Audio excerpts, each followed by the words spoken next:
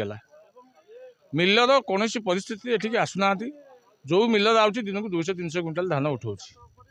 गाँ दाण्डे धान गदाई मंडी में धान गदाई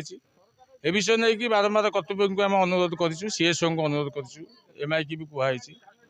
सीएसओ महोदय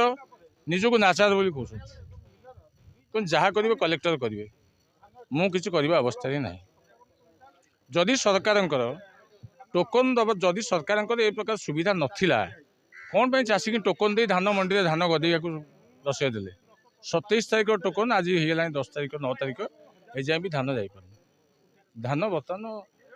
आपड़ देखिए धान हो जो गजा हो बसा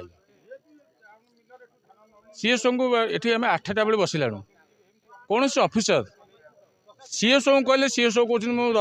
रथ मीटिंग अच्छी एमआई की कहले एमआई कहते बर्तमान तुम ये कर कौन सीएसओ न कहले जापर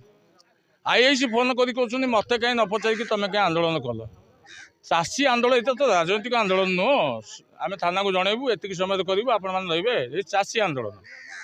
चाषी समस्या तो इन्स्टाट जो गाड़ी न आम रास्ता को ओह्लैलु आईआईसी कहते बर्तमान तुम कहीं आमको न जनइल बर्तमान आम गोटे दाबी हो सरकारी ऑफिसर जी अच्छा ये दायित्व सी आसतु केते दिन धान उठेबे 35,000 क्विंटाल केते धान टार्गेट आसो और दिन को अति कम 3,000 क्विंटाल धान उठाइबा चेष्टा करूँ से प्रतिश्रुति आम सीएसओ को जोगाजोग आज कर सी रथ मीटिंग अच्छा कि आईआईसी कहते तुम कथा जेन्युइन कि मत पचार आईआईसी कौन यार मालिक देदेवे धान उठेदेवे आईआईसी धान उठेदेवे ना अनिर्दिष्ट डेलांग ब्रह्मगिरी रास्ता ब्लॉक है गोटे गोटे डेलांग ब्रह्मगिरी रास्ता मेन स्ट्रीम बंद है कौन सरकारी ऑफिसर निघा ही ना